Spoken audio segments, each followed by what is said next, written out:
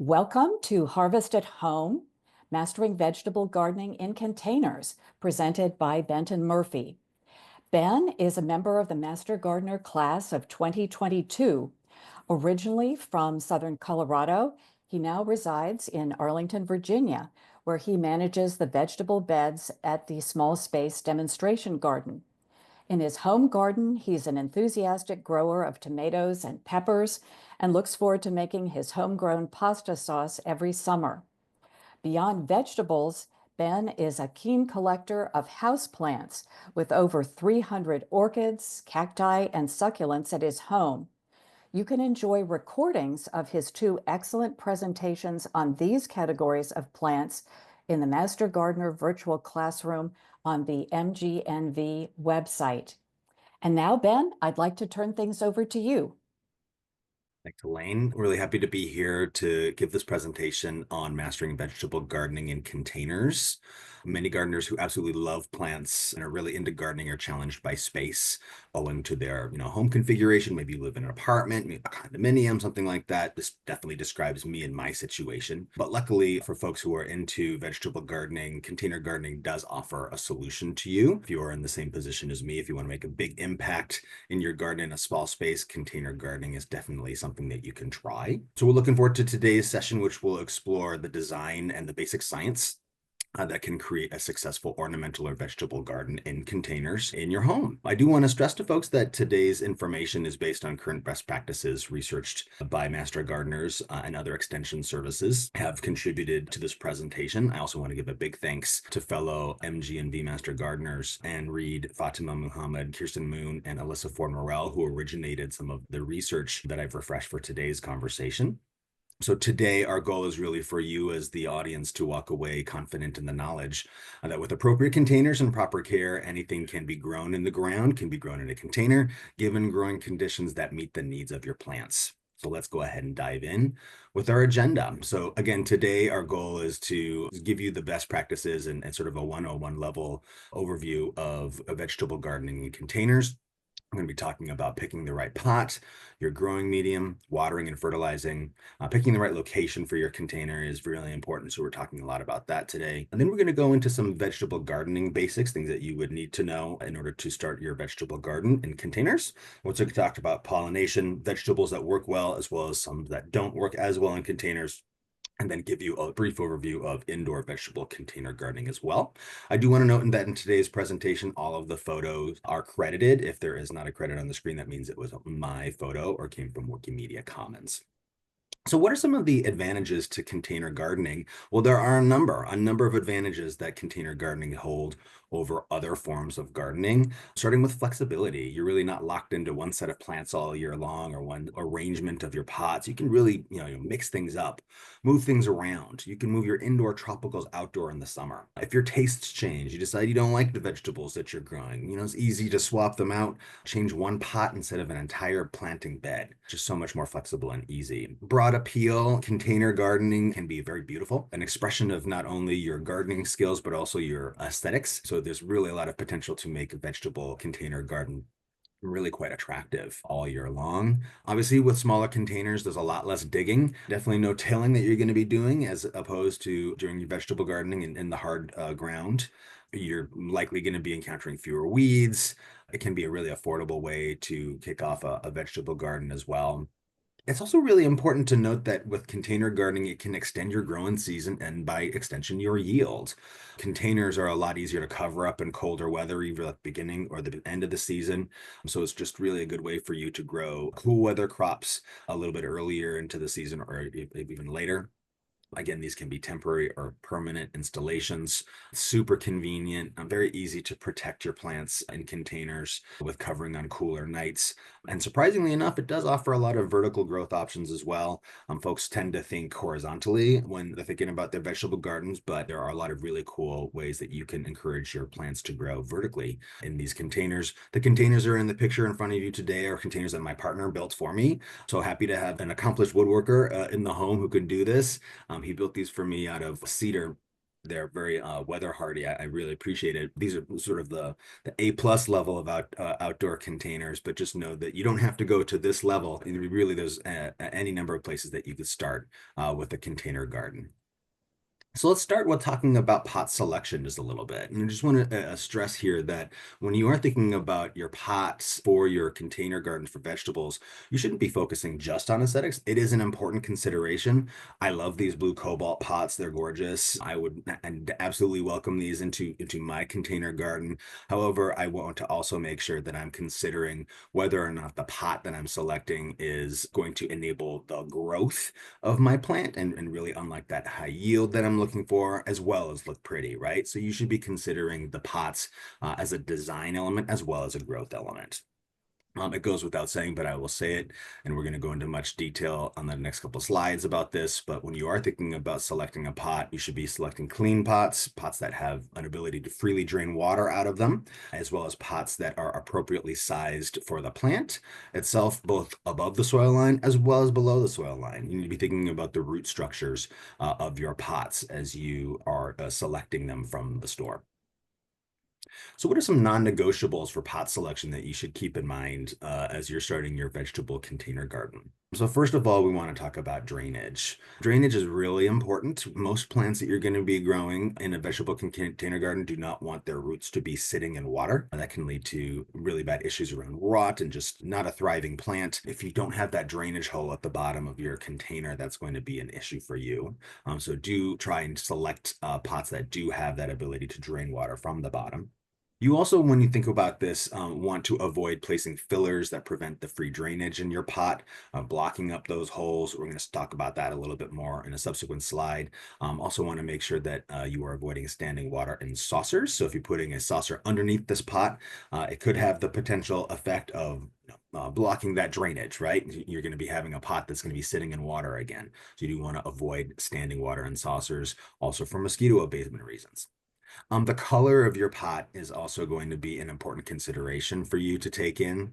Small pots and dark colored containers absorb more heat, and therefore the roots can be potentially damaged if you are working with a plant that has particularly sensitive root systems. So you do want to take that into consideration.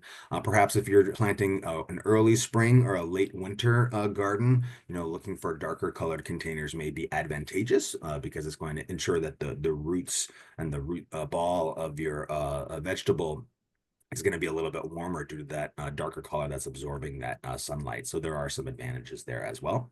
Porosity is an important thing to think about. Porosity really refers to the ability of air and water to move through tiny spaces in the container material itself. If the material you're using in your pot is porous, it means that it will absorb water, which can be a good thing or a bad thing depending on your plant. If you're working with a plant that really does appreciate moisture, more porous material may not be the best thing to choose because it could endanger the plant roots by drying them out more quickly. Whereas if you're working with a plant that appreciates more well-draining soil or containers or wants more air and a little bit more room in terms of the roots, maybe a more porous material would work better for you, like clay. Terracotta is a very common material that is used in a lot of pots, especially if you're working with cacti and succulents, some of these sorts of plants that enjoy, a well-draining soil as well as air around their roots. That could be an option for you versus materials like plastic and metal, which are not porous. They're going to be really holding in that moisture around the root ball. And then finally, size is an important consideration when selecting pots for your plant. You do want to think about both the horizontal and vertical growth of the plant above the soil as well as below the soil. If you're considering multiple plantings in one pot, you should be, taking that into consideration as well when you think about the size of the container that you're going to be purchasing. You do want to think about also movement in terms of the size of that pot, especially if you're considering moving your pot around your yard to chase that sunshine, or for whatever reason, it may be advantageous for you to put larger pots on dollies or other sort of structures that have wheels or casters that allow them to be moved around a little bit more easily and you don't break your back that way. So let's talk a little bit more about root depth as well as root horizontal growth. Again, this is not something that everybody initially considers when they are thinking about their container for their vegetable garden.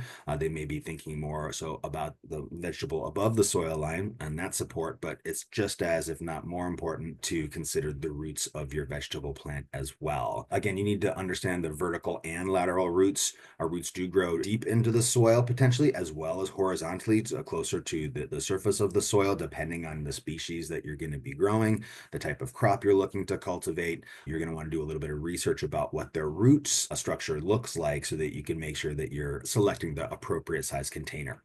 Later on in today's presentation, I'll be giving you some specific recommendations for container size for specific crops. But just as you're sort of thinking about this, take into consideration a couple of different crops in the little visual here that we're sharing. An onion, for instance, its root ball is going to be more compact horizontally, but it does grow more deeply into the soil generally than a plant like a cucumber, which has a much more horizontal oriented root growth habit. So obviously this is going to have an impact on the type of container that you want to select.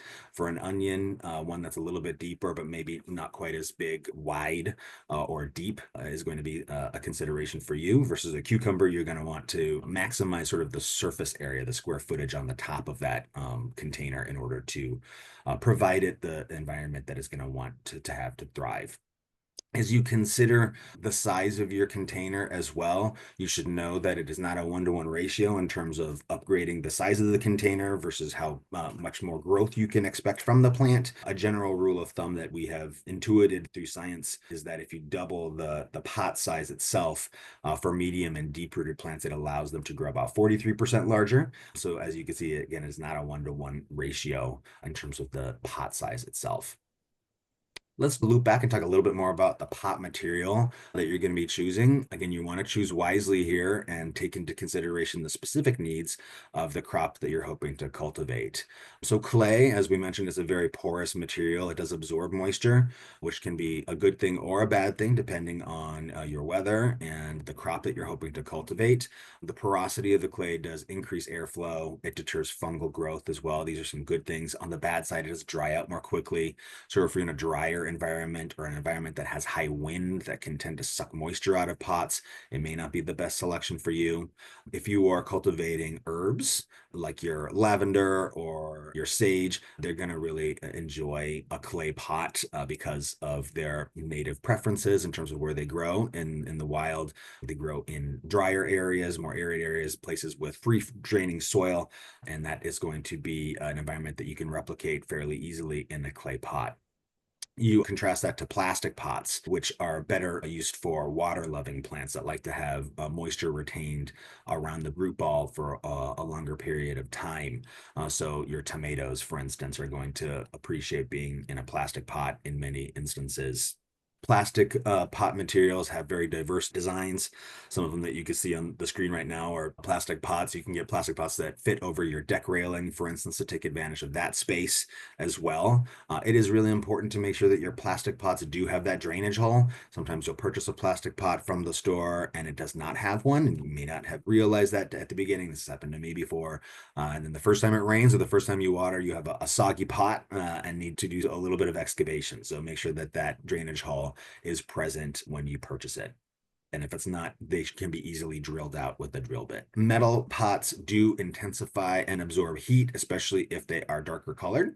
And they are also potentially susceptible to rust. Even galvanized containers can rust eventually. But if you find coated metal containers, especially ones that are, colored in a lighter color, I've seen many that are sort of taupey or light green, that can be a really great option for some heat-loving vegetables with roots that really can withstand heat and summer weather, like a sweet potato is a good example. Tropical plants like palms, if you're looking for something that's more ornamental, or basically any sun-loving plants would probably do okay in a metal container. There are a couple of other options for you to try. Self-watering containers, like the one that's in the center of the top of this slide. They work on a wicking basis. So there's a wick inside that and a water chamber at the bottom. The water eventually wicks up into the container to keep the roots of that plant nice and moist over time, even if it hasn't rained in a while. Generally, containers like this can function in this manner for a couple of weeks, but eventually you still will need to water it. You should be aware, though, that if you are using fertilizer, especially liquid fertilizer, that can build up in the water reservoir at the bottom of that container and potentially burn the roots of your plant. So keep that in mind. It's probably a best bet to use granular fertilizer. It worked into the soil to help to avoid that in this sort of situation. Some plant crops that work really well in a self-watering pot include tomatoes, basil, squash, and broccoli. So these are some of the plants that do consistently like moist soil. Grow bags, like the felt ones that you can see on the bottom of the slide here, are another popular option that have become even more popular over the last few years. These are probably the most porous pots that we're going to be talking about here in terms of the material. This is a really great option if you want to ensure that your roots on your vegetable are doing what we call root pruning. Essentially, when the roots grow towards that felt material, they can sense the higher concentration of oxygen coming through that material and they will stop their growth at that point in time. Whereas if you have ever repotted something that's been in a plastic pot for a long time, sometimes you will see the roots continue to grow in circles around, and that plant will get root bound very quickly in a plastic pot because it doesn't sense that oxygen and that air coming through that material. So again, this could be a really great option for plants that do want a little bit more oxygen or free draining soil. However, not the best option for plants that want that retained water. Okay. So I was growing some potatoes in this situation and I got a fairly good yield. I will say that there is a perspective that these are economically as well as environmentally friendly. I will just note that on both fronts, that is not necessarily the case. Aesthetically, they're also not the prettiest of material pot. However, they do get the job done for many situations. Finally, bio containers or recyclable containers like the compostable pot that you see at the top left here. They're great for certain applications, especially seedlings. You can start these plants indoors and then transplant this right into your container outside. That biodegradable pot will eventually break down in your container. And so that is a good thing. However, we do want to stress that many of these containers are made out of peat, which is essentially a non-renewable resource. So it is recommended if you're going to use a bio container like this to choose ones that are made out of cocoa coir or some other more renewable resource than peat, which is harvested from peat bogs and takes thousands of years to regenerate. So we'll pause here and see if there's any questions. Yes, Ben, there are several questions.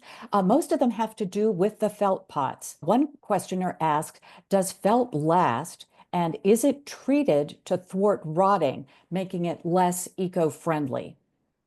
The short answer to this question is no, they don't last for more than maybe 4 or 5 growing seasons for many reasons. The felt itself is not the most durable material. Some have been treated to increase some protection for UV, for instance. However, mechanical damage is pretty easy to happen with these style of containers. I've had rodents chew holes through these very easily. So just know that you will be replacing them on a semi-regular basis. But again, they are an interesting way to grow as you see in the picture in front of you here today on this slide. You can actually almost replicate a raised bed situation with some of these planting types, so they can be something that would be interesting to, for instance, to plop on top of your patio surface if that's the only growing space you have. One participant comments that she had a felt pot disintegrate when she went to move it. Have you had a similar experience with that? Yeah, they can essentially like fabric rot. It is a thing. It can fall apart. Also, I'll note that the structure of this one that we're looking at right now with the PVC pipes, sometimes the joints on those PVC pipes can pop loose, especially as the growing medium inside retains and accumulates water and the roots grow. It can swell and pop out that infrastructure as well. So it is a good idea to sort of think about these as temporary infrastructure. One other participant asks, which plants would grow best in the felt grow bags?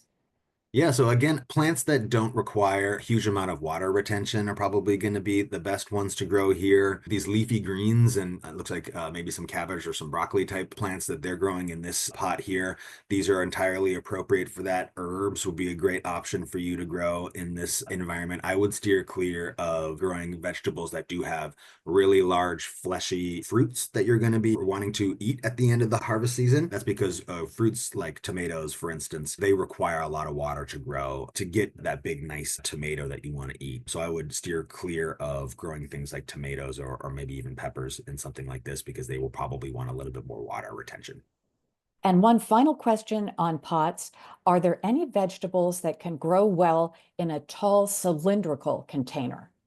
There are some crops that will grow in that space. You want to think about both the root structure as well as the vertical or the above the soil line habit of that plant. Trailing plants and crops would be really great in that instance. So maybe like a trailing rosemary or something like that. Herbs would be good to grow in that instance. Any plants that do have that more vertically oriented root structure, like onions that I mentioned earlier, could work in that particular container type. Just know that it doesn't afford you a whole lot of growing space on the top. So I would encourage folks to think about the kind of crops that spill over. You can also think about vertical growth. So if you put, for instance, a trellis inside that pot, maybe you can grow some peas or beans in there and sort of take advantage of the vertical growth with that kind of pot as well.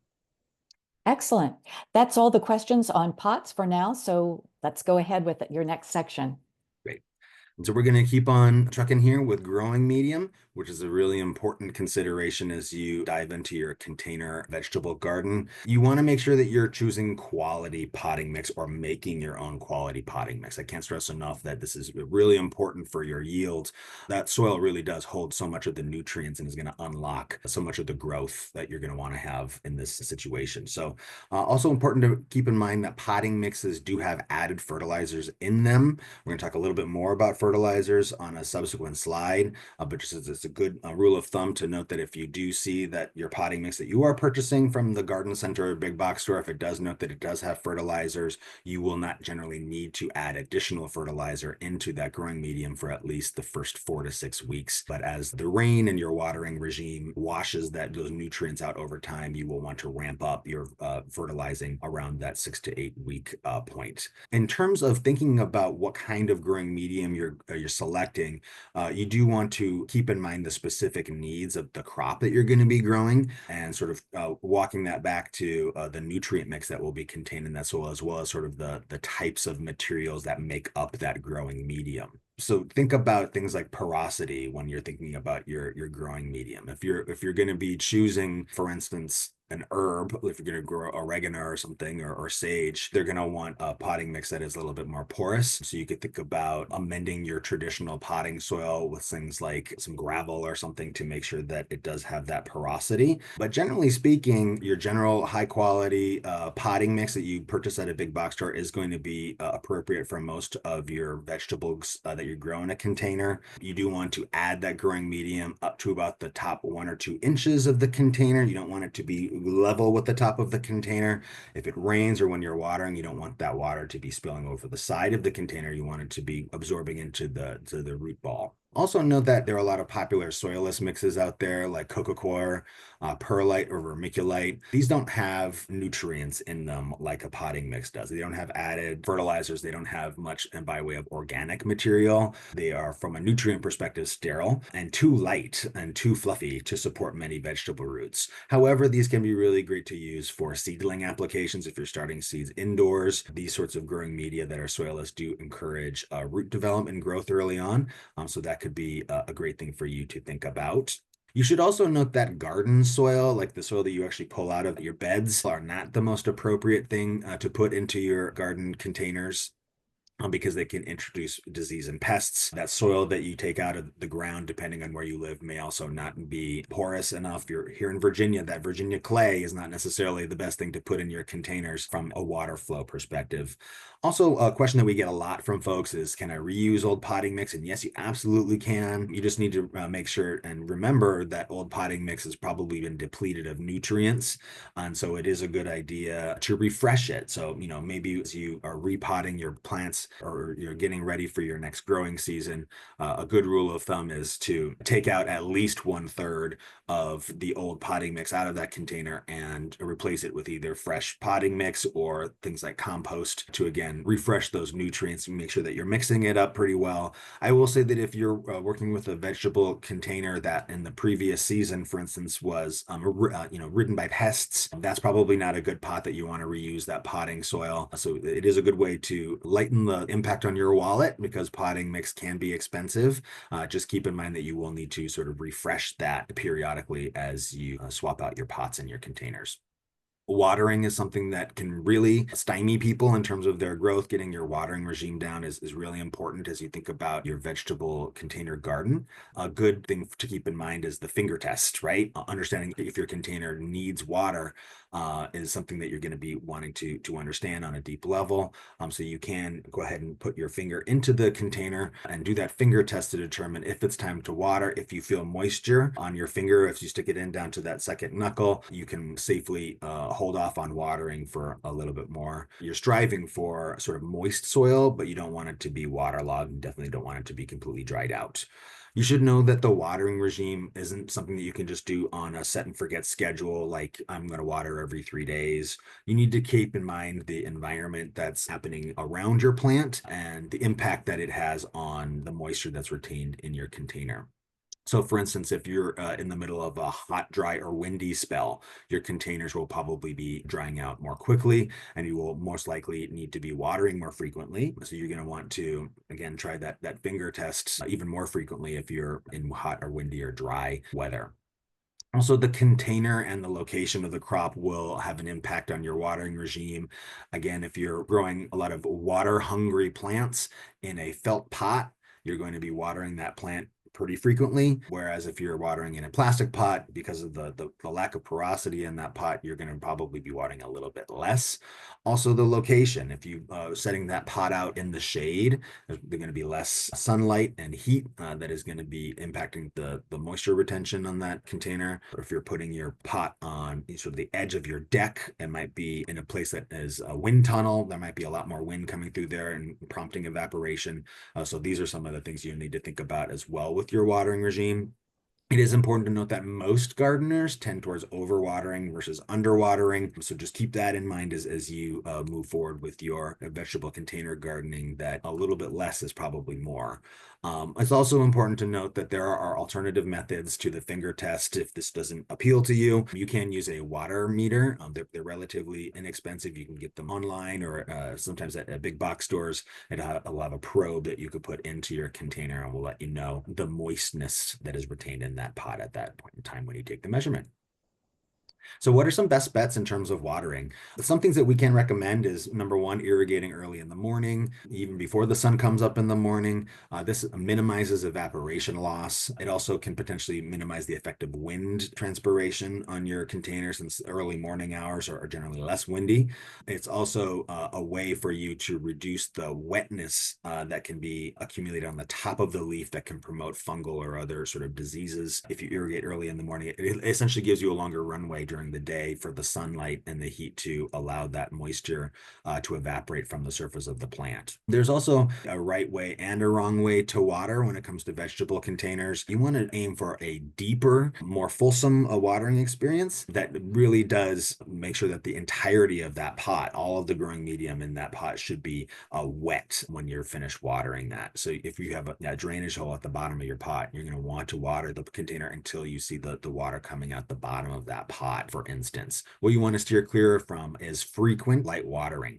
That encourages your plant to keep its roots very shallow. As you can see in the image in front of us, watering just a little bit on a more frequent basis will encourage those roots to only grow to the top couple of inches of the soil because that's the only place where the water is. Whereas if you're doing the infrequent and heavier watering, it will really encourage the roots to essentially chase that water down to the bottom of the pot. Bigger root ball means a bigger plant on the top.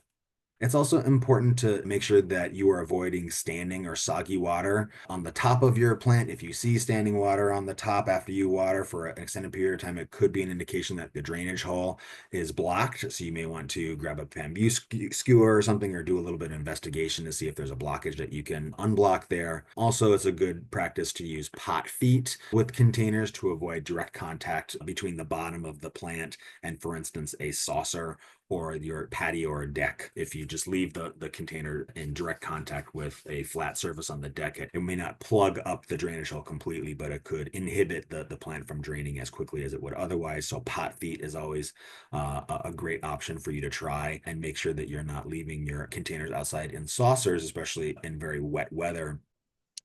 because that will have the impact of making the pot essentially be a little pond, right? And your plant roots are not going to appreciate that.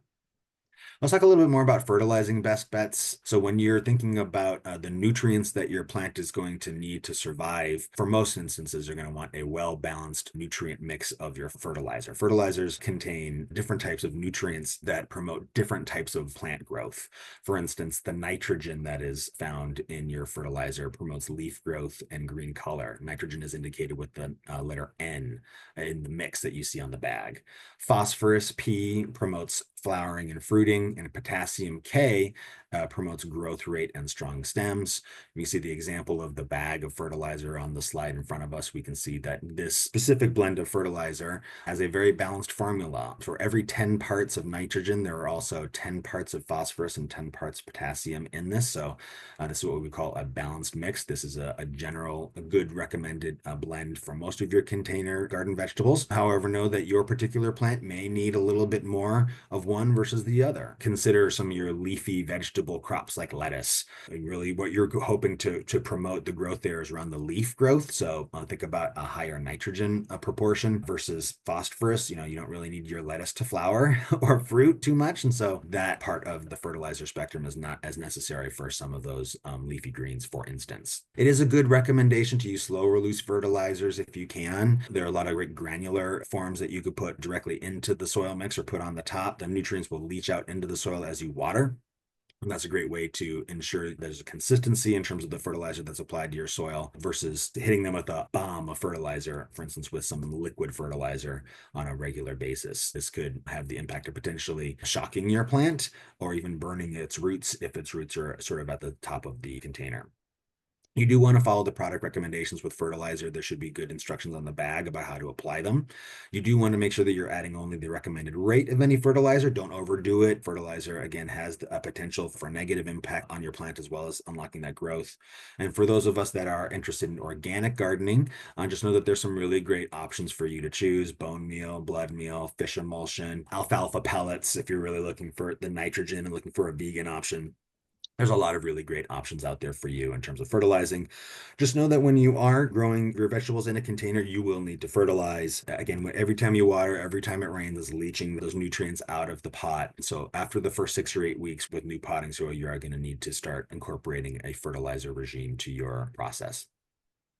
Let's talk a little bit more about the placement of containers. The placement of your container can really make or break your crop yield. You want to do some research about the specific environmental needs of the crop that you're hoping to cultivate when you're thinking about the placement of containers. Are you looking for a crop that needs full sun, meaning 6 to 8 hours of direct sunlight? A lot of your vegetables are going to want this level of sunlight.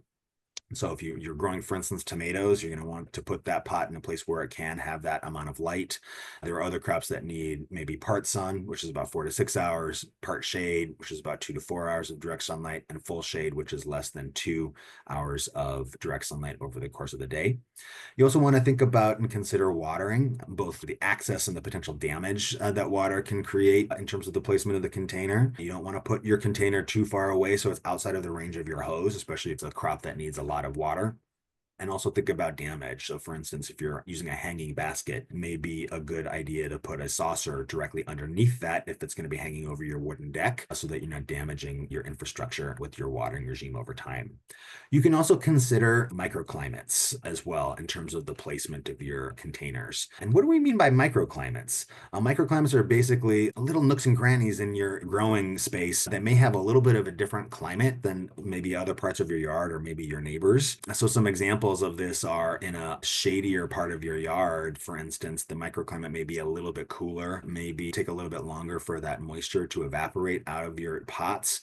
So that's an example of a microclimate you could take advantage of to potentially grow cooler weather crops or maybe crops that want a little bit more retained moisture over time versus putting a pot on the corner of a third floor balcony, for instance, which may be in a wind tunnel, maybe in full sun. You may be 5 degrees potentially warmer in that particular location than other parts of your yard. So maybe this is a place where you can grow something, maybe some more tropical oriented plants, plants that do appreciate more sunshine. Just keep in mind, the wind and the other elements there.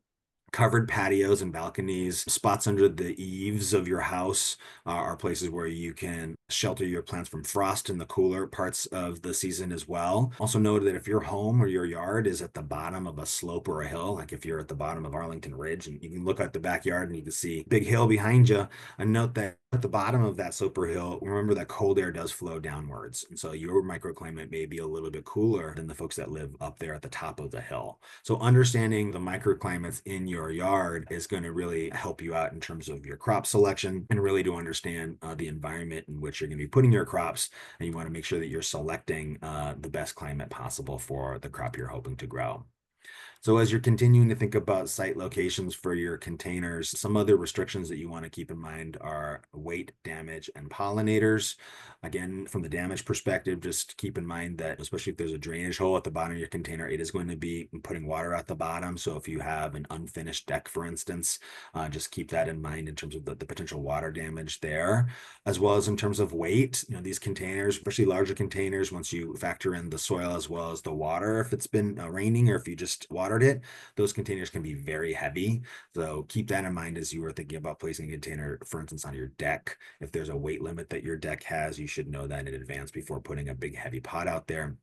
Also, pollinator access is important to keep in mind. Many pollinators are smaller or don't have the physical capability to fly particularly high, or maybe aren't used to having to fly high up into the air in order to find their food. So if you put fruiting plants up on your third floor balcony, just know that you may not get as many pollinators up there as you would down on the ground level. So if you're looking for a high harvest in that instance, you'll probably need to be doing a little bit of hand pollination. Some other rules of thumb: avoid large clay or ceramic pots on balconies, again, from a weight and safety perspective. Water access is important, and especially for crops that do require a lot of water, you want to make sure that you're in range of your hose or you have appropriate buckets or cans that you can truck that water back and forth to. Using plant caddies is something that can be a good hack for you. Having those pots on wheels, for instance, will allow you to move those pots around. So if you have a water hungry plant that's far away from your hose, maybe think about using a container that does have wheels, or use a plant caddy so you can move it around for the watering. Again, wind does contribute to drying out, so steer clear of putting your moisture loving plants in wind tunnels or places that are particularly windy in your property. Also consider the radiant heat from the material that your home is built from. So if you have a glass sunroom or concrete or a large wall that does absorb a lot of heat during the day, that's going to radiate heat into the evening. And so you could probably grow some warmer weather crops or put some crops out earlier into the spring or later into the fall than you normally would have, because of that radiant heat. It's going to keep that area a little bit warmer. There's a microclimate there for you. Also important to keep in mind the vertical options. There's a great tomato trellis that we're seeing right here. You can grow many crops vertically, and so keep that in mind as you're thinking about your crop selection and where you're putting your pot. So with that, we'll pause for more questions. Yes, we have quite a few, Ben, and I've grouped them. First, questions about the growing medium. One participant mentions that he hasn't had much luck buying a potting mix for the last couple of years. The texture doesn't seem to be very good, and wonders if you have any thoughts about how to get the best mix. Sure. Well, if you're going to, say, a big box store, or especially if you're, I've made this mistake too, if you're buying a bag of potting soil online, sometimes what you're getting is not particularly fresh. So it's definitely happened to me that I've opened up a packet of potting soil and seen and intuited pretty quickly that it's probably been sitting in a warehouse for a year or two, and it's not particularly high quality at this point.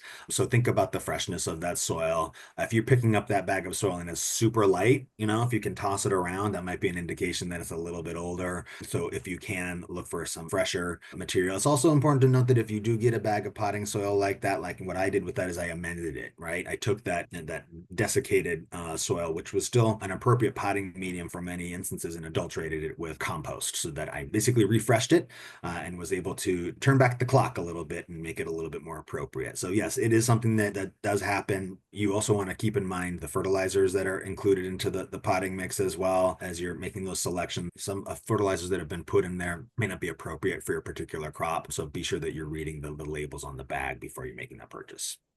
Great, thanks. Speaking of amendments, there were a couple questions about adding materials like Osmocote or horse manure. Any thoughts about those? Yeah, you can definitely add additions to improve the nutrition there. Manure is something that you can put in there. Just make sure that it has been, I guess, seasoned. You don't want to put it straight from the farm into your potting mix. It needs to really marinate a little bit so the ingredients of that are breaking down a little bit. There's also a lot of, the mushroom compost, a lot of things that people do use. Just do a little bit of desktop research about the type of nutrients that that's going to be imparting into your soil, into your container. Sometimes some of these amendments can be really high in, for instance, in salts. I've heard a couple of nightmare scenarios where people use a lot of mushroom compost and found that it was basically salt poison. So that is something just to keep in mind as you're thinking about the additives for your containers. One participant asks how you feel about Mel's mix. Apparently, this has equal parts of compost, peat moss, and vermiculite. So the one thing that I would say about that is the peat moss was problematic from an environmental perspective. If you can replace that with something that's a little bit more sustainable, like coco coir, that can be a great mix for you to work with. Compost in general imparts a lot of nutrients and it's something that you can make at home. So it's also a great way for you to save a little bit of money. With regard to reusing potting soil, someone asks about baking soil. Have you ever done this, and would that reduce the organic matter? Baking soil, if we're talking about doing it indoors, like in your oven or something, is something that some people do. For instance, if they're sterilizing a soil mix for an indoor house plant. When it comes to reusing the soil, my general rule of thumb is I'll reuse soil maybe for 1 year or two, and then I'll completely empty the container and start from scratch. One really great thing that you can use expired potting mix is as a mulch. You can put it on your outdoor beds if you'd like. Just again, steer clear of doing that with any containers that have had indications of pest or disease. In those instances, you want to throw that potting mix out. Someone asks, do we need to top dress our containers? And if so, what would you suggest? Yeah, so top dressing can be a great option for folks for a couple of different reasons. Number one, it could cut down on the weeds that would potentially invade your plant, as well as help to retain moisture inside your soil. There's a lot of different ways that you can top dress. You can put gravel on the top, you can use mulch. So those are some options that you can use. I'm assuming that they're talking about top dressing from the perspective of a mulch instead of a fertilizer application. Yes. Right. Okay. Someone asked, what about pine straw for top dressing? Yep, it is an option that you can use. The aesthetics of that can be questionable over time and can get a little bit messy. If you're okay with cleaning that up, especially as the wind blows and moves those things around, it could be an option for you to use. Someone had a question about using other plants, for example, lettuce, as a kind of a live mulch. And the question had to do with worries about air circulation around tomatoes.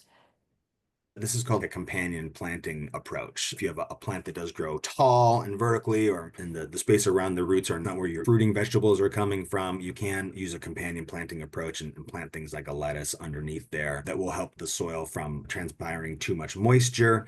It can also help to tamp down on the weeds as well. So that is an option you can choose. Just note that if you're, for instance, combining lettuce and tomatoes, those are two plants that have different growing seasons. So your lettuce is going to be thriving in cooler weather, whereas your tomatoes are going to be in warmer weather. So as your tomato matures, the lettuce underneath there will probably bolt or wither away as the weather gets warmer and it won't be edible. So just keep in mind if you're going to be doing a companion planting strategy, if you're looking to harvest everything, think about some of the timing and the sort of the environmental factors as well. If you want to put multiple plants in the same pot, you want to make sure that their growing requirements are similar. So you don't want to plant, for instance, something like lettuce that really prefers shade and cool weather with something like a tomato that is going to want a lot more hot weather. There is the potential for the tomato plant to offer some of that shade. However, especially when you get into like June or July time frame, that's probably not going to be the best companion planting strategy versus doing something like basil, planting basil at the base of your tomato plants, or a marigold for some pest remediation purposes. Those could be some better selections. Now, a couple of questions about fertilizing. Someone asks, do you worry about conducting soil tests for containers? I personally do not do soil tests for containers. Again, it's so easy to just to swap out the soil and amend it if required. If you're seeing that the growing medium you're using is not enabling your plant to thrive, you can just change that out. It is possible to do soil tests, especially if you're talking about a container that's huge and it's going to take a lot of effort to refresh that soil. You can pick up a soil test kit at Master Gardener locations, so that's a great thing that you can do. But generally, I don't do soil tests for containers. Again, if the container didn't look like it's offering the plant what it needs, I'll look to other factors to address that. With regard to a feeding schedule, should you reduce fertilizing once fruiting has started? You don't necessarily have to reduce fertilization when the fruiting does start, but you may want to think about what the blend of nutrients you're putting in there. Again, if you are growing a tomato, for instance, when it gets to the fruiting stage, it's going to require less nitrogen than maybe potassium or phosphorus, which are going to be more helpful for the fruit production. So it's really more about the blend that you're putting in there. And again, keep in mind that if you're starting with fresh container mix, you won't have to fertilize for the first 6 to 8 weeks. But as the plants really grow, I'm a big time tomato gardener, so I have tomatoes as I'm offering this advice. The bigger the plant, the more quickly the nutrients are going to be taken up by that plant, and as you actually may need to fertilize even more frequently. Does store-bought fertilizer expire? I don't believe so. That's a good question. It's chemicals in a bag. My instinct is no, but this might be another one we want to do a little bit more research on. Someone asks, can you talk about worm castings as either a fertilizer or a soil amendment? Yeah, again, so this is something that I know some people do in terms of the worm castings, the poop of the worms that are being cultivated in that environment. It can provide some good nutrients for your plants. Maybe do a little bit of research about what nutrients are going to be imparted through worm castings and make sure that that is appropriate for the specific crop that you're going to be using. The other question is where you're going to get a hold of those materials if you're not doing it yourself. Also, is that going to be the most cost-effective type of fertilizer regime versus other methods? Okay, thank you. All right, so let's talk a little bit more about the plants. We talked a lot about the containers, we talked a lot about the soil, let's talk about the more exciting stuff. What can we grow? So as you consider your plant selection, just a couple of top line tips to keep in mind. We've talked about root structure. Keep that in mind as you're thinking about what you have in terms of the containers. So if you only have small containers, maybe don't go for a plant that has a really big root ball. You can also try mixing flowers, especially native flowers that our local pollinators are going to be really into eating, mixing those with your vegetables to boost pollination. There's also many edible flowers that you can choose to incorporate into your garden. This is also a really great way to improve the aesthetics of your container vegetable garden is mixing in the flowers. The native pollinators will definitely be happy that you did this as well. Also, just want to let you know that there are plenty of dwarf and miniature varieties that you can research. For instance, if you're looking for tomato and don't have a whole lot of space, there are plenty of little patio tomatoes that you can grow. Some really great examples are Tiny Tim. I'm growing those in my basement as well as in the Small Spaces demonstration garden this year. So there are a lot of really great options for you to research around dwarf or miniature edibles. And we talked a little bit earlier about companion plantings. So when you combine more than one crop in your container, it could have the potential to increase your yield as well as your visual impact. And we're going to talk a little bit about some suggestions about some companion planting options a little bit later. But let's start with that root consideration. So, what are some shallow rooted vegetables that are appropriate for smaller containers? And the advice that we're giving here is coming from University of California Cooperative Extension. They have some really great research about the types of crops that you can grow when looking at particular container sizes. So, when we say smaller containers, we're looking at a container that's about 1 foot wide by 1 foot deep by 1 foot long. So it's like 1 square foot, 12 by 12 by 12. Most of these crops can grow in containers that are bigger than this. They may grow even larger, but this is a sufficient amount of root ball space for these crops to grow a nominal yield for you. The bigger the container, you probably could get even more growth, but you will be able to get away with a 1 square foot container for crops like a lot of your leafy greens, your arugulas, bok choy, which I've had great success with growing indoors in containers as well. Things like garlic don't take a lot of space. case. In terms of the root ball, you can successfully grow it in a container this size. Lettuce, kale, kohlrabi, onions, radishes, spinach. There's a lot of really great options for you to use, especially with some cool weather crop options in this particular list.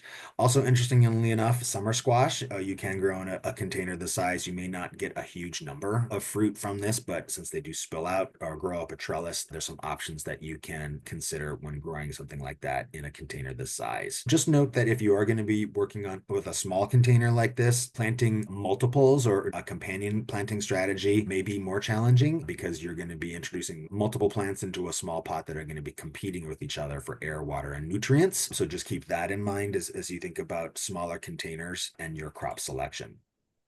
So medium rooted vegetables. So these are crops that are appropriate for containers that are about 18 inches by 18 inches at the surface level and about 24 inches deep. So about 2 feet deep. We're talking about some larger crops, your broccoli, your Brussels sprouts, cauliflower, celery, collards, corn, although corn is not necessarily recommended in containers. And we'll talk a little bit more about that later. It is possible to grow corn in a container this size. Potatoes, a lot of your beans, chard, cucumber you can grow, especially with the trellis or the vertical structure to encourage that vertical growth. Winter squash. And you can also grow, we're getting into the territory where you can grow some smaller fruit trees like a dwarf pear or a dwarf citrus can generally grow in a container this size. I neglected to mention on the prior slide, but I'll mention it on this slide, the guidance here in terms of the root depth of these crops.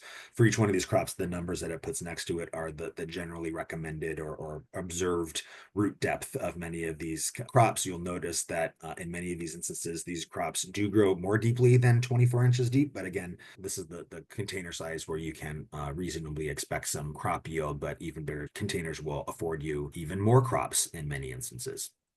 So some deeper rooted vegetables to have up to 3 feet of depth underneath the container and appropriate for maybe some wider applications. Carrots, eggplants, fava beans, artichokes. Asparagus actually can grow up to 8 feet deep in the ground, so they may be challenging to grow in a container. Parsnips, rhubarbs, and tomatoes are some good additional options here. We're getting into the container sizes that are a little bit bigger on the surface level, about 2 feet on each side. The bigger the container, the more options you may have for companion plantings as well. You should note, though, that shallow-rooted vegetables, some of the ones that we saw 2 slides ago, they may not be as appropriate for an oversized container because of root watering challenges. Again, if you have a container that's this deep, the top of that soil may dry out quickly, and some of your more shallow-rooted vegetables may not appreciate that.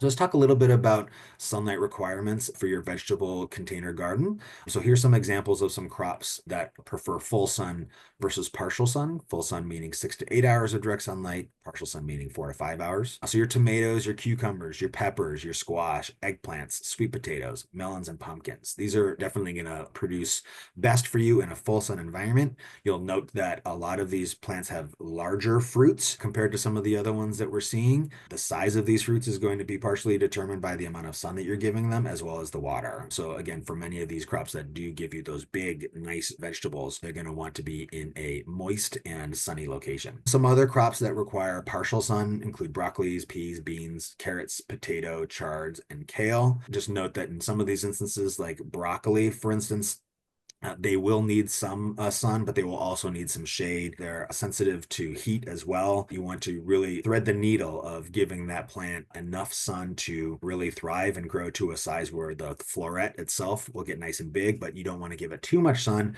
or else that floret will essentially bloom. That's basically an immature flower spike that you're eating with the broccoli. If you give it too much sun, that inflorescence is going to bloom and become inedible much more quickly.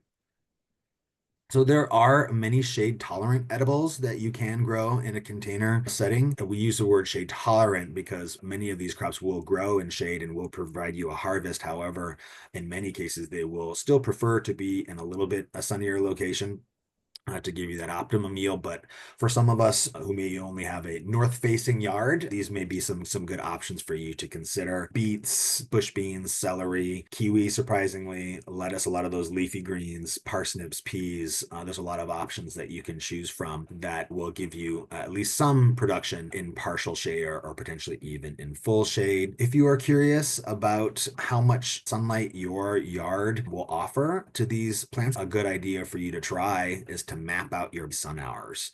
All right, so take some observations over the course of a couple of weeks to understand where the sunlight is hitting your yard. You can do a little bit of journaling here to understand that, and that will give you some good data from which to make your decisions on the crops you're going to be choosing for the sunlight hours you have. One final note here that you need to just keep in mind as you are putting out vegetable crops in shadier locations, you have to just be extra careful about overwatering in this situation. Again, the less sunlight you have, the more opportunity there is for that water to stay in that pot. And so you just want to make sure that you are doing that finger test in your pot or using your water probe and making sure that you're not overwatering those plants. Let's talk a little bit about hardiness zone when you're thinking about the selection of your plants. This is a basic guideline for vegetable gardeners, but the USDA has helpfully categorized plants based on their hardiness levels. When we talk about hardiness, this is basically the maximum low temperature that these plants will survive within. Some tropical crops, it gets too cold here for them to grow for the winter. So obviously you're not going to be leaving your tomatoes out over winter because they prefer the warmer weather. You should be taking the hardiness zone into consideration as you're selecting crops for your particular location. For us here in Northern Virginia in the Arlington area, we are either zone 8A or zone 7B primarily. So if you are in those zones as you're checking the seed packages or the guidance online for your particular crop, you want to make sure that you are in a USDA hardiness zone that can accommodate that crop. Luckily for us here in Virginia, zone 7 and 8 is considered a sweet spot for vegetable gardening as we have sort of a middle of the road climate that allows us to grow some colder weather crops as well as some warmer weather ones seasonally. So for us here in zone 8A, that means our minimum low temperature that will be around 10 to 15 degrees on an average winter, which means that our region is too cold for some tropical crops to grow year long outdoors, but warm enough so that we can grow some seasonally, like ginger. We're going to be growing that in the small spaces garden this year. Now that we are in the zone 8A, bananas are something that can even be grown in our region with proper care. And it's also important to note that this has an impact on the warmer side as well as the zones change due to climate change. You know, our zone was upgraded from zone 7B to zone 7A where I live in 2023, for example. As the hardiness zones evolve and we go to a higher zone, that also means that our region becomes too warm to grow some crops at some points of the year. It is becoming increasingly challenging to grow cool weather crops like cilantro and lettuce in the earlier and later parts of the growing season because we will experience heat spikes and those plants will bolt and become inedible. Surprisingly, it has some other impacts on the warmer weather side as well, taking into consideration a plant like a tomato. Tomatoes do start to struggle in hot temperatures above 90 degrees. In the depths of summer, if you've ever noticed that your tomato plant stops flowering or stops providing fruits for you, if you're in a heat wave, that's because it's too hot for them. When those plants get into that mid 90s, the fruiting and the flowering really does start to dial back. The sweet spot for those tomatoes is really going to be in your upper 70s into the 80s. That's where they prefer to grow. And when it gets too warm, they just don't thrive. However, there have been many strides made over the past few decades in terms of cultivating hybrid varieties of crops that do better in warmer temperatures. For instance, the University of Florida has created a hybrid called the Floridade tomato, which is specifically bred to succeed in warmer temperatures and to provide that fruiting and the flowering that you're going to need to get that crop in the 90-degree temperature range. So you can do a little bit of research to make sure that the crop you're going to be growing is appropriate for your particular hardiness zone. If you're not from the Virginia area, you can look up your hardiness zone on the USDA website pretty easily. So let's talk a little bit more about your cool and warm season succession planting. As you go through your growing season at the beginning, you're going to be experiencing cooler soil temperatures that aren't above 50 degrees. So you're going to want to be selecting crops that are going to succeed in that environment. So examples of some cool weather crops that you can look into, and we'll give some more examples of these on the next slide as well, would be peas, leafy greens, broccolis, and cauliflowers. As you go through your growing season and the weather starts to improve, you're already harvesting your peas, your leafy greens, you've harvested your broccolis. As you get into the warmer temperatures, as the soil temperature goes above 50 degrees, that's when you can start incorporating some warmer weather crops that would be killed by frost otherwise. So this is when you're incorporating your beans, your tomatoes, your peppers, your squashes, after those cool season crops have finished their harvest and their yield for you at that point in the summer. On the Master Gardener's website, we have a really great handy dandy planting chart that you can refer to that is specific to 7B here in the Northern Virginia area. This gives you a really great key to understand where you should be planting harvesting and really thinking about introducing new crops to your garden. So on this particular chart, you can see it is arranged by crops on the rows and in terms of time in the columns. So looking at March, for instance, we can see that beginning to mid-March is where you can, in our region anyway, start planting out your collards, your onions, your peas, radishes, and the like. And then when you get into the green parts of the year there into April and May, that indicates the time where you're going to be able to harvest these.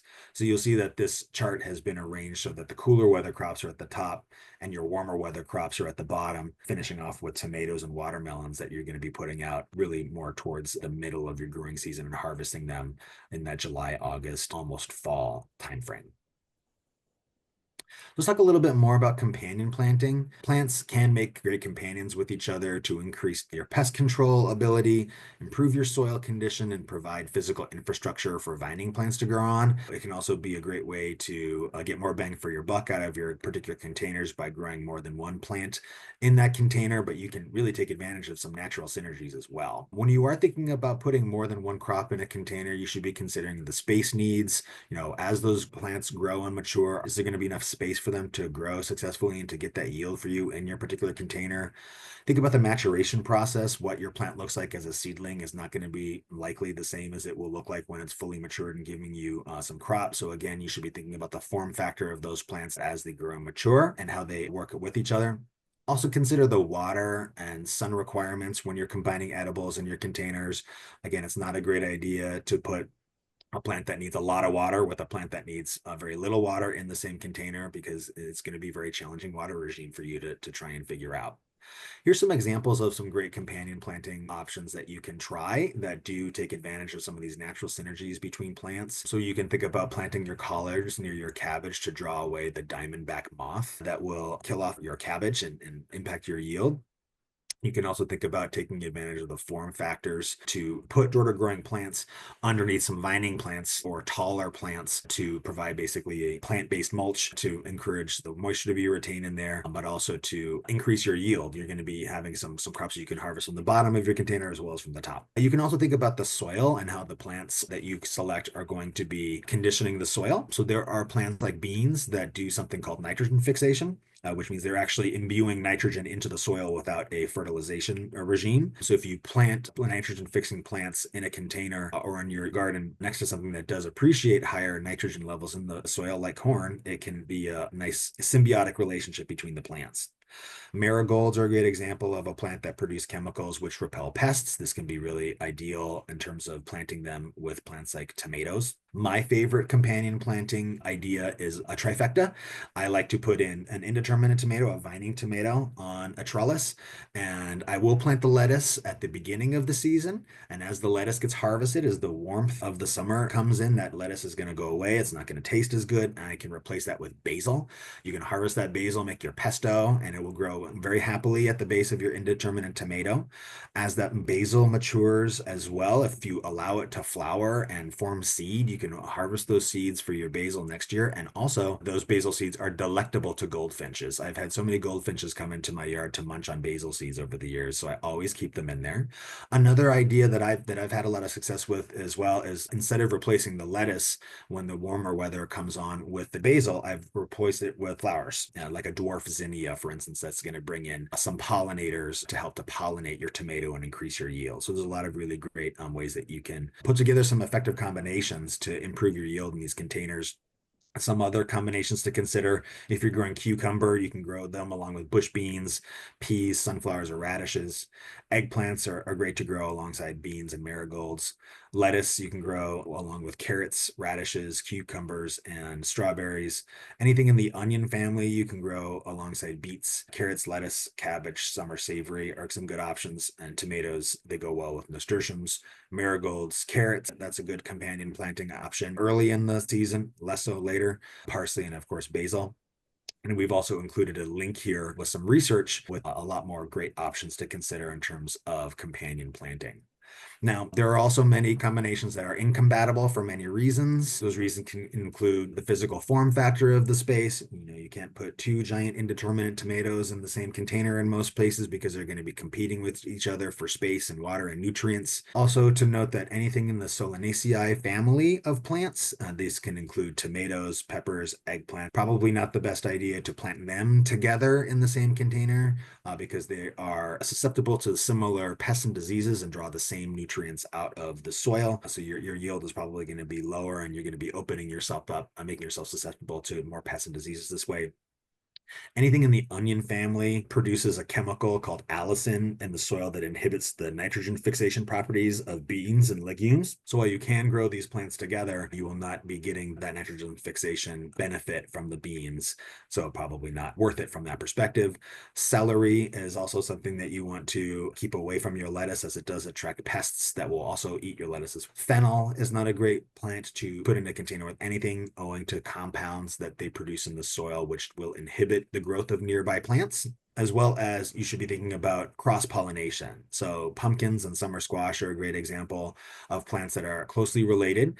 And if they get cross-pollinated, the hybrid fruits that are produced through that cross-pollination may not be palatable. And so your yield will be essentially worthless. Some additional plants that are challenging to grow in containers, less so from a companion planting perspective, but more so just owing to how the plants are, include pumpkins, squash, and melons. They can be grown in containers. I have grown, for instance, Rocky Ford cantaloupes in a container before. It can be done on a trellis, but can be challenging because of the weight and the form factor of those trellises. The weight of those fruits can be very heavy over time, so you can end up with a top-heavy container. Also, these are big root balls, big plants. You're going to be watering these things pretty frequently in a container, and generally your yield is going to be smaller than it would be if you're growing them in, say, a raised bed. Sweet corn is another example of a plant that you technically can grow in a container. However, because of the way that corn pollinates, it does require male and female plants in close proximity. It requires wind to blow the pollen to essentially fall on the plant next door. If you see how sweet corn is grown out in the farms in the fields, they're in rows very close to each other where the pollen can fall onto those tassels and pollinate each other. That's just going to be really challenging to do in most containers. You have to have a pretty big container to have 6 or 9 corn plants next to each other in order to get that yield. So it's probably not the best thing for you to consider in a container, although it is possible. And then finally, fruit trees with large taproots, like non-dwarf apple varieties, are going to be challenging for you to grow in a container. However, there are great opportunities for you to grow fruit trees in containers. You're just going to want to make sure that you're knowing what variety you're growing. There are dwarf and semi-dwarf varieties. Dwarf varieties are going to grow even smaller than a semi-dwarf variety. You're going to want to understand how tall these plants are in their mature form so that you can select a pot that will help to anchor it and make it not be top heavy. Just know that these containers will also probably need to be in full sun and can get pretty heavy. So it's a good bet to put these sorts of containers on a dolly or something with wheels so that you can move it around to take advantage of that sun as the sun moves through the season. Fruit trees and containers are generally going to need larger containers, as we mentioned, up to 18 to 24 inches wide and deep. Most commercially available potting soil or your own DIY mix will work for fruit trees and containers. You do want to make sure that you're selecting a self-fruiting plant, so something in the citrus or peach family that doesn't require multiples of these plants in close proximity for pollination. That is something that you're going to want to select to make sure that you can get a yield off of your one plant. Your vendor should be able to give you information on whether or not the variety you're selecting is self-fruiting or not. In terms of fruit trees, you do want to fertilize since they will be in a container. However, you're going to want to aim for something that's called a low analysis fertilizer, meaning that the NPK numbers that you see there are relatively low. For instance, a 513 could be a good mix or blend of fertilizer for fruit trees.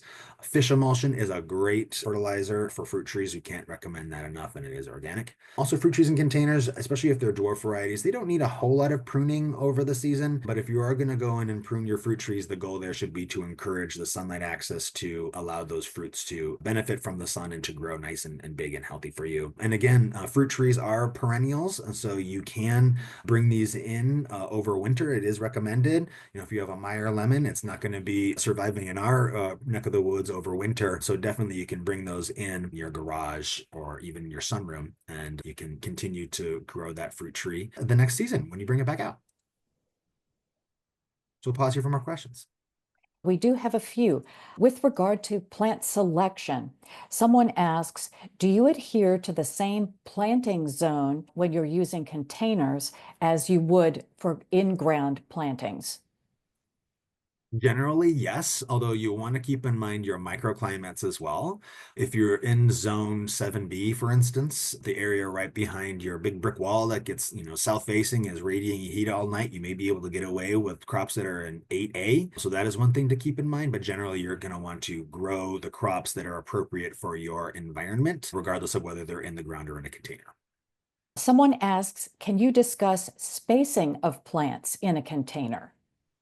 Yes, and so this is getting into the territory of wanting to understand or needing to understand the final form factor of your mature vegetable plant and taking that into consideration in terms of the spacing. When you look at a couple of little tomato seedlings, they can look so tiny, but just then especially in the case of like vining or indeterminate tomatoes, when you get into the July, August timeframe, these plants can be 10 feet tall on a trellis.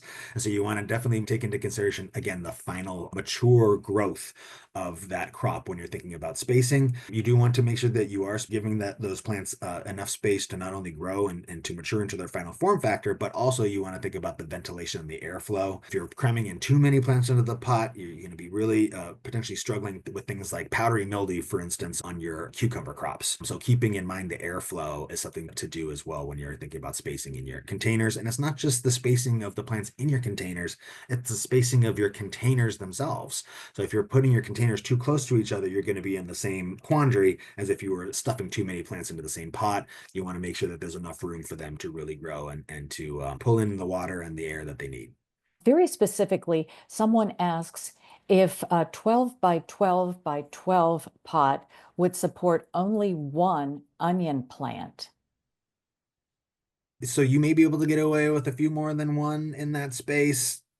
For me personally, I would grow an onion in sort of a longer, maybe like a trough sort of situation that does afford a little bit more drainage. 1 foot by 1 foot container, you could probably get away with maybe 3 onions in there, but your onions may be a little bit on the small side. Again, the spacing is an important consideration there. Mhm. Do pre-planted plants in a pot that are sold already have sufficient potting mix with them? It's going to depend on the vendor and it's going to depend on the plant. So for instance, I recently bought some larger tomato plants. They were maybe 18 to 20 inches tall. I had started some from seed in the basement and I had an unfortunate pest incident in the basement. So I've had to purchase some seedlings and I was pretty surprised to find when I unearthed those tomatoes that they were growing in pure, it looked like sphagnum moss or some sort of peat muck mix. It was not potting soil whatsoever. It seemed like that plant had been grown semi-hydroponically and they were probably putting in fertilizer into their watering regime and growing it that way. It's not the correct soil to have in that container. So when I put it into the container in a couple of weeks, I'm going to be removing that potting medium as much as possible and replacing it with potting mix that's going to enable it for future growth. Specifically with regard to fruit trees, do you have any hints for overwintering those trees indoors? Yeah, so a lot of those fruit trees, again, you're going to want to take into consideration the specific needs of your fruit trees because they may be different. Some of those trees are just going to go dormant over winter and they will be just fine hanging out in your garage for a while. You can go in there and water it periodically, not too much over winter. You also want to make sure that the temperature in that space isn't getting too cold. If it's a completely uninsulated garage and if it gets, below freezing in your garage, that's not an appropriate space for your Meyer lemon. If you do have an indoor sunroom or something like that, that's a really great place to bring in some of those plants over winter. But yeah, most of these, especially plants that are not winter hardy, you are going to need to bring them inside and to make sure that their needs are met over the winter time. But again, most of them are going to be a little bit more dormant, so they're not going to require quite as much water and other things to keep it alive over that period. Just keep in mind the specific needs of your plant. There are some varieties of dwarf fruit trees that you'll be able to leave outside because they are cold hardy, but you're still going to want to protect that pot. You can maybe mound some mulch or maybe some straw or hay on the top of it to make sure that there's a little bit warmth in that root ball. Overwintering containers is something we're going to talk a little bit more about on a subsequent slide. And one question on pollination. Do you have any advice on pollinating zucchini? This questioner had heard about people doing the pollinating themselves with a Q-tip. Is that really necessary? It may be necessary if you don't have a lot of pollinators coming to your yard. Hand pollination is definitely something that people do a lot to ensure their yield. A Q-tip is something you can use. I've heard people using a paintbrush. I've even heard people doing it just with the tip of their finger. If you go into the different flowers, it is something that you can do, especially with something like, was it a zucchini they were Yes, mentioning? that's right. Yeah, sometimes some of those plants that do grow a lot of vegetation may obscure the flowers as well. So sometimes the flowers may not be the easiest to find for your pollinator. So especially if you're in a space that you don't have a lot of pollinators, that might be an option for you to consider if you want to have a yield out of your plant at the end of the season. So let's keep on going and talking just over the last few slides here about a few additional topics. So let's talk about direct sowing your seeds versus transplanting. So these are a couple of different options that you have for starting your vegetable crop out on the right foot. A lot of people wonder whether it's more effective to start from seed versus starting with a seedling plant bought at a garden center or big box store. And in some cases, going to depend on the crop that you're hoping to cultivate. So there are definitely some plants that are better to direct sow with seeds directly into the container outdoor when you're ready. Root vegetables like carrots and turnips, they're not going to appreciate being moved or transplanted. It will have the potential to really destroy your crop and make it so that the harvestable portion will not mature correctly. Leafy greens like spinach and lettuce can be not necessarily difficult to transplant, but maybe fussy. And they are just as easily sown directly outdoors via seed. Things like legumes like peas and beans, larger crops like squash, cucumbers, and melon, as well as herbs like cilantro, parsley, and onions. These are things that are more appropriate to direct sow with seed. However, there are other crops that are better to transplant, especially warm weather crops. So things that will appreciate germination temperature that's warmer than we can afford here in our springtime. So your tomatoes, if you're getting those started by seed indoors, you're doing that maybe as early as February or March in order to get a nice mature plant to put out that can give you a yield early in the growing season. So that is definitely something you're going to want to start indoors and then transplant either by a seed that you can start yourself or with a seedling that you can purchase from a reputable vendor, as well as cool weather crops that need specific temperatures to germinate, like broccoli or cauliflower. And you can maybe get these going indoors in January or early February to plant out not that much later. But if it's still frozen outside here in Virginia in January time, that's not going to be an appropriate environment for your broccoli or your cauliflower to germinate to get going. So this is another instance of ones where you're really threading a needle in terms of the available weather outside and the conditions that the plant will require to thrive. So those are some examples of some crops that will be better to transplant. We've talked about pollinators a few times. Again, we just cannot underscore enough the importance of pollinators to your vegetable garden. If pollination doesn't occur, no fruit or seed development will occur whatsoever in most instances. And so essentially, if you don't have any pollinators, you don't have any crops. No pollinators, no tomatoes. How does pollination happen? We all know about, bees, butterflies, the insects, they carry the most water in terms of the pollination process for us in terms of vegetable gardening, but also birds, mammals, and other creatures out there can incidentally pollinate your fruit, vegetables, and crops. Or we also talked about hand pollination. The best practice with hand pollination is to do that early in the morning when the plant is going to have a higher degree of success in terms of pollination. And you can use something like a paintbrush or maybe even an electric toothbrush that's vibrating that can knock off some of the pollen and get onto that toothbrush. Those could be something that you could try and do for hand pollination. And again, just remember that in some instances, the location that you're putting your container may be less accessible to pollinators. If you're in an enclosed patio, the bees aren't going to be able to get to you. So keep that in mind. That's an instance where you may need to try some hand pollination. Or if you're growing your crops on a higher balcony, maybe less accessible to some pollinators. As you observe your space that you're going to be growing your crops in, do you see pollinators or bees in there generally? If not, that might be an indication that pollinators are not used to coming to that part of your yard or may have some accessibility issues. By planting flowers, especially native plants, that is a great way for you to draw in additional pollinators to your garden. Once they get used to understanding that your yard is a safe haven for them or a food source, hopefully you'll be seeing more of those pollinators over time. It's also really important to keep in mind that your pollinators are thirsty. They don't just want the pollen, but they also need water. I'm offering this as a cool little project for you to try to include around your container gardening. This is actually a water fountain, a solar powered water fountain that we created in a deck rail pot. using a solar powered water fountain along with a 2-liter bottle.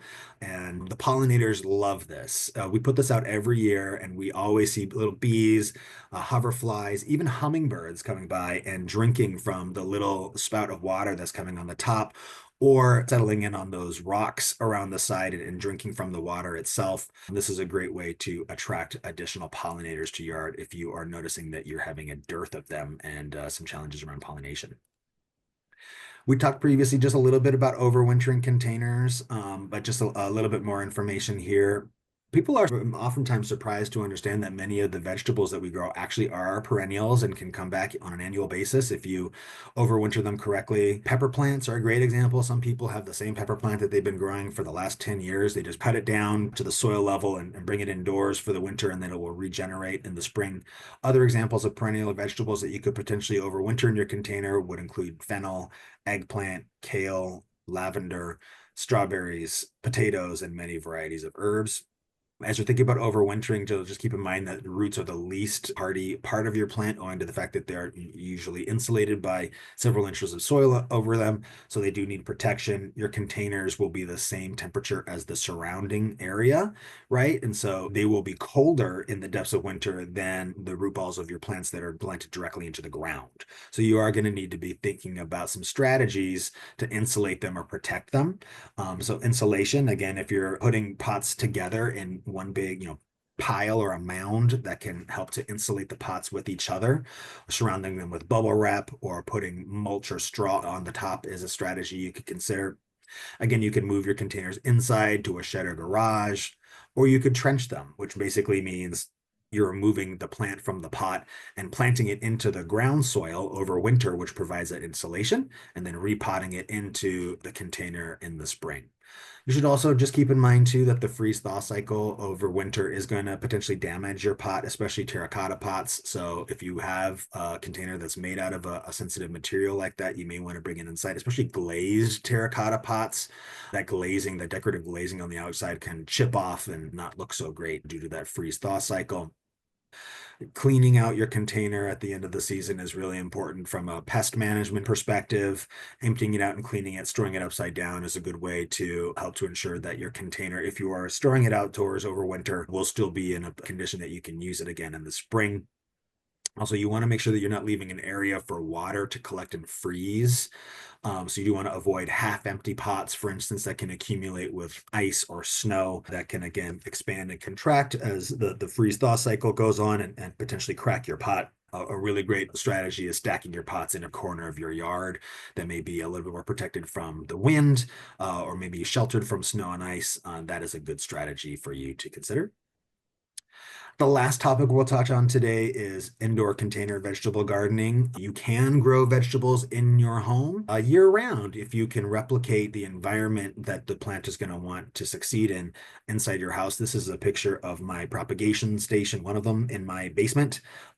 These are some of my summer peppers that I have started a couple months ago for outdoor use. Next to that are containers of bok choy that I have been able to successfully grow in my basement year round for salad crops really easily. The seeds are very inexpensive. These are very set and forget plants that you can just sort of seed in a container with some grow lights and grow them all year round. If you're going to be considering indoor container vegetable gardening, the things you want to keep in mind is humidity. Number one, inside your house is going to be less humid than in most cases than the outdoors. So you may want to think about drip trays, or even a humidifier close to your plants if you're growing something that does require a little bit more humidity. Light is an important consideration. Grow lights are an option like I'm using here. If you have a south-facing window or shelf that has some grow lights, that will work best for a lot of crops.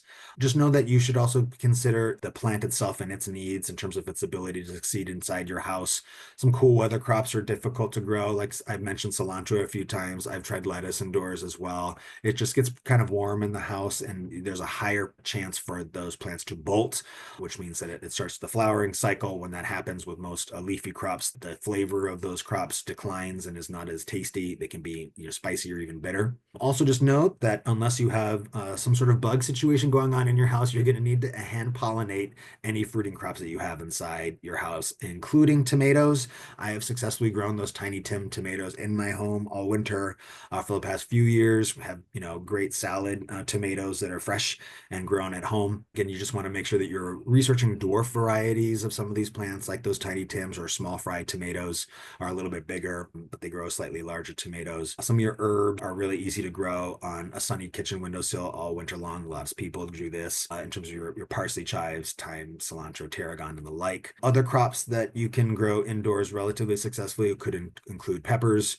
radishes, sprouts, carrots, lettuce, and bok choy, which I've already mentioned, can be really great to grow on site.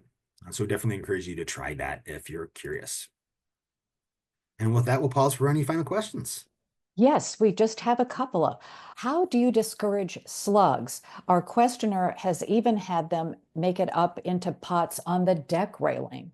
So slugs and snails can be real pesky, probably more so for your outdoor crops than something you're going to be growing indoors. There are commercially available slug and snail baits that you can use.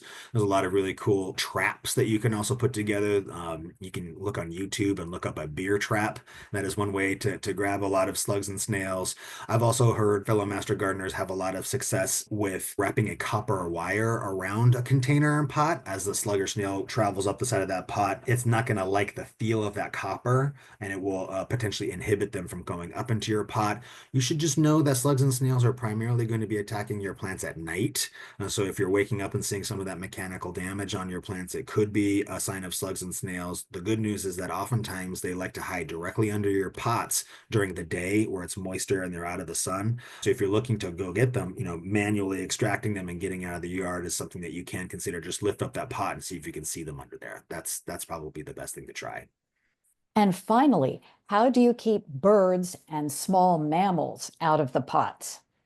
Birds are probably easier to keep out of the pot. You can consider putting up a netting on a trellis or something like that. That's probably the best way to do that, especially if you have like bigger fruit trees or something, thinking about putting up some shade cloth or some bird netting around it. That could be a good thing to do. I'll just be honest, the mammals can be a tough cookie, a tough situation, especially with squirrels and chipmunks. They're very determined creatures. They can chew holes through almost anything. They may be difficult to keep away from some of your crops. I have found for me, as a person who lives with someone who really enjoys bird watching and puts a lot of bird seed out, that also attracts a lot of squirrels and chipmunks to my yard. I just have sort of accepted the fact that I am going to lose some things to squirrels and chipmunks over the growing season. And because of that, I either plant more than I know that I'm going to need so that my yield will still give me something and maybe give the critters a little bit of something. But I also have encouraged my partner who likes to feed the birds to put the bird seed and to put that food for them further away from the crops so that there's basically a distraction. There's also things that you can consider putting out, like squirrel corn. You can get it at the big box store. It's literally just a dried ear of corn.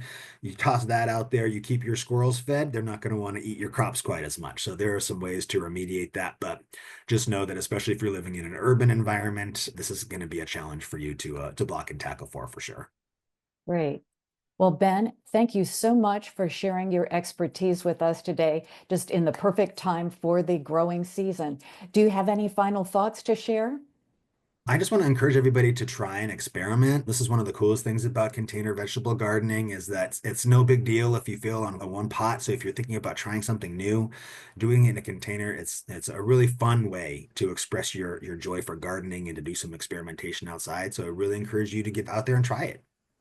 Great. Thank you so much, Ben. Thanks, Elaine.